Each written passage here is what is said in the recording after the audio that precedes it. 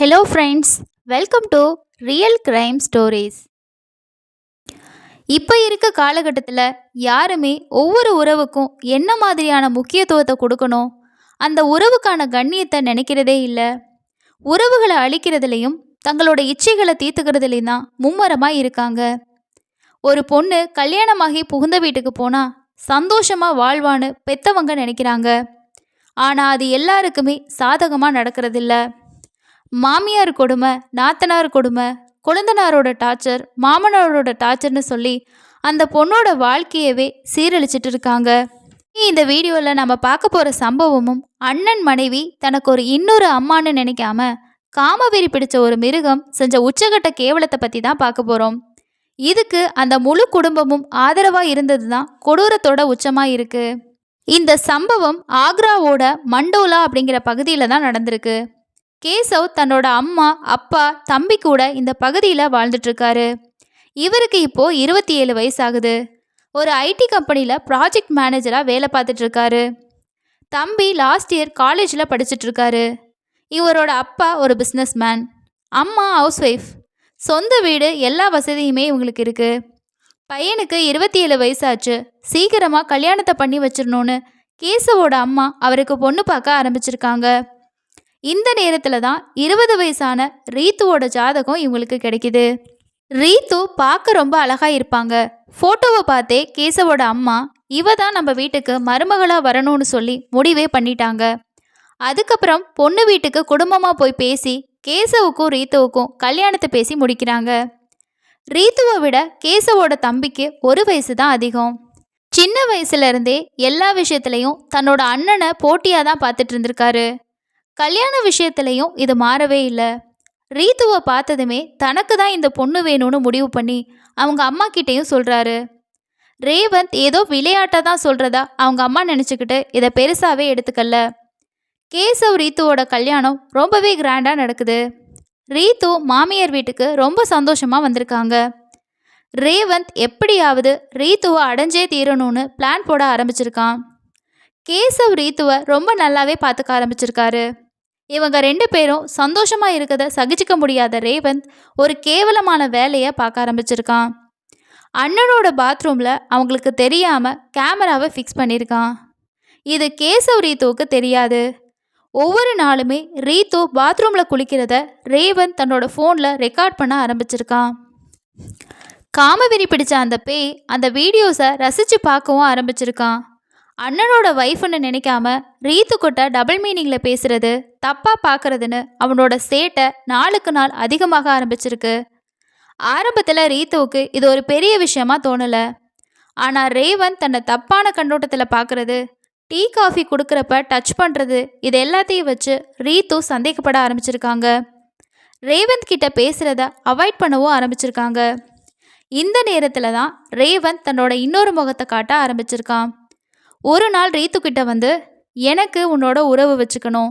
உன்னை பார்த்த முதல் நாளே எனக்குள்ளே அந்த வெறி இருக்குது. அண்ணன் அவசரப்பட்டு உன்னை கல்யாணம் பண்ணிக்கிட்டான். என்னால் உன்னை மறக்க முடியல. என்னோட அண்ணனுக்கு நீ எப்படி ஒய்ஃபாக இருக்கியோ அதே மாதிரி எனக்கும் மனைவியாக இருன்னு சொல்கிறான். இதை கேட்டு ரீத்துவுக்கு ரொம்பவே ஷாக்காக இருந்திருக்கு. 6 மாதமா இவன் இந்த நினைப்போட தான் என் கூட பேசினானா? கணவரோட தம்பின்னு தானே நாம் நினச்சோம்.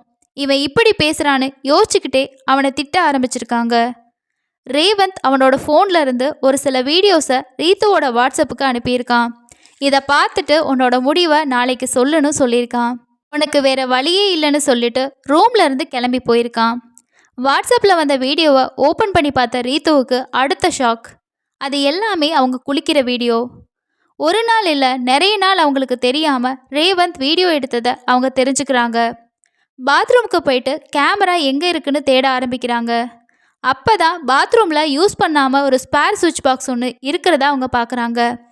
அதில் தான் இந்த ரேவந்த் கேமராவை ஃபிக்ஸ் பண்ணியிருந்திருக்கான். சொந்த வீட்டிலையே இப்படி கேமரா ஃபிக்ஸ் பண்ணுவாங்களா? நமக்கு எங்கே தான் பாதுகாப்புன்னு நினச்சி மூளையில் உட்காந்து அழுகவும் ஆரம்பிச்சிருக்காங்க ரீத்து.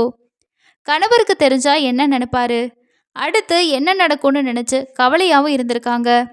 வேலைக்கு போயிட்டு வந்த கேசவ் ரீத்து ரொம்ப டல்லாக இருக்கதை பார்த்து, ஏன் இவ்வளோ டல்லாக இருக்க, என்ன பிரச்சனை அப்படின்னு சொல்லி கேட்டிருக்காரு. அதுக்கு அவங்க என்ன சொல்கிறாங்கன்னா, ஹெல்த் இஷ்யூ, அதனால தான் நான் டயர்டாக இருக்கேன்னு சொல்லி அவரை சமாளிச்சிருக்காங்க. அடுத்த நாள்ல இருந்து அண்ணன் வேலைக்கு போனதுக்கு அப்புறமா இந்த ரேவந்த் ரீத்துவோட ரூம்க்கு வந்து அவங்கள உறவு வச்சுக்க சொல்லி டார்ச்சர் பண்ண ஆரம்பிச்சிருக்கான். ரீத்து இதெல்லாம் தப்பு, என்னை விட்டுருன்னு சொல்லி அவனோட சண்டை போட்டுக்கிட்டே இருந்திருக்காங்க. டெய்லியும் ரேவந்தோட அத்துமீறல் அதிகமாக ஆரம்பிச்சிருக்கு. வீடியோவை காட்டி ஒன்று என் கூட உறவு வச்சுக்கோ, இல்லைனா கேட்குறப்ப எல்லாம் எனக்கு பணம் கொடு, உன்னை தொல்லை பண்ண மாட்டேன்னு ரேவந்த் சொல்லியிருக்கான். ஃபர்ஸ்ட் டைம் 2 லட்சம் பணம் கேட்டு ரேவந்த் ரீத்துவை ப்ரெஷர் பண்ணவும் ஆரம்பிச்சிருக்கான். ஒரு கட்டத்தில் ரீத்து தன்னோட கணவர்கிட்ட இதை பற்றி சொல்லிடலாம், அவர் இதுக்கு ஒரு முடிவு கட்டிடுவாருன்னு நம்பி ரேவந்த் இதுவரைக்கும் பண்ண எல்லா விஷயத்தையுமே ஒன்று விடாமல் கேசவ் கிட்ட சொல்லியிருக்காங்க. கேசவுக்கு இது ஒரு பெரிய ஒரு ஷாக்கிங்கான நியூஸாக இருக்குது. உடனே ரேவந்த் கிட்ட இதை பற்றி கேட்டு சண்டை போட்டிருக்காரு. அண்ணேன்னு கூட பார்க்காம ரேவந்த் கேசவை கடுமையாக தாக்கவும் ஆரம்பிச்சிருக்கான். இவங்களோட பேரண்ட்ஸ் அண்ணனும் தம்பியும் சண்டை போட்டுக்கிறத பார்த்து இதுக்கு காரணம் ரீத்து தான்னு அவங்கள திட்டவும் ஆரம்பிச்சிருக்காங்க. கேசவ் எல்லா விஷயத்தையுமே சொல்கிறாரு. ஆனால் அவங்க யாருமே ரேவந்த் பண்ணது தப்பு அப்படின்னு சொல்லவே இல்லை. அண்ணனுக்கு இந்த விஷயம் தெரிஞ்சதுனால எனக்கு எந்த ஒரு பிரச்சனையுமே இல்லை, நான் நினச்ச விஷயம் எனக்கு கிடைக்கணும் அப்படின்னு சொல்லிட்டு ரேவந்த் அவங்களோட அப்பாவையும் அம்மாவையும் கூட்டிக்கிட்டு ஏப்ரல் 17, 2025 அன்னைக்கு ரீத்துவோட ரூம்குள்ளே போகிறாங்க. பேரண்ட்ஸ் முன்னாடியே ரேவந்த் ரீத்துவை பலவந்தப்படுத்த தன்னோட இச்சையை தீர்த்துக்கிறதுக்கு ட்ரை பண்ணியிருக்கான். ரீத்து அவனை பிடிச்சு தள்ளிட்டு தன்னை காப்பாற்றிக்க ட்ரை பண்ணுறாங்க. அந்த டைமில் மாமனார் மாமியார் 2 பேரும் சேர்ந்து ரீத்துவை பயங்கரமாக தாக்கி மகனோட ஆசைக்கு ஒத்துக்க சொல்லி மிரட்ட ஆரம்பிச்சிருக்காங்க. ரீத்து அலறி சத்தம் போட ஆரம்பிச்சிருக்காங்க. ரீத்துவோட அலறல் சத்தம் கேட்டு கேசவ் ரூம்குள்ளே ஓடி வந்திருக்காரு.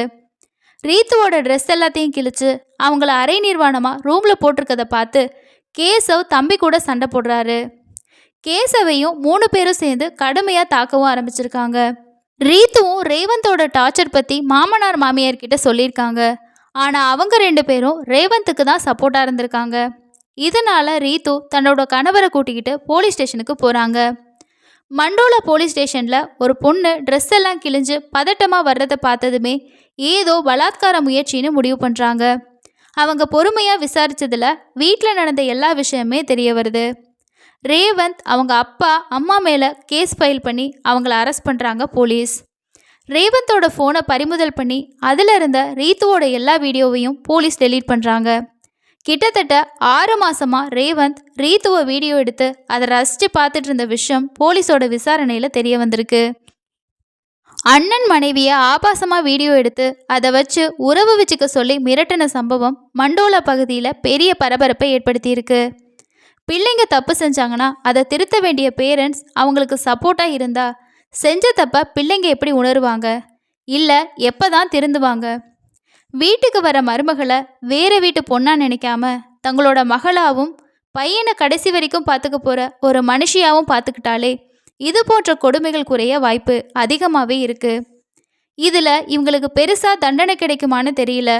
ஆனால் பெண்களுக்கு எதிரான இது போன்ற குற்றங்களுக்கு கடுமையான தண்டனைகள் கொடுத்தாதான் குற்றங்கள் குறையும். இந்த சம்பவம் பற்றி நீங்கள் என்ன நினைக்கிறீங்கன்னு சொல்லிட்டு கீழே இருக்கக்கூடிய கமெண்ட் செக்ஷனில் ஷேர் பண்ணுங்கள். அடுத்த இன்னொரு க்ரைமில் சந்திக்கலாம். நன்றி.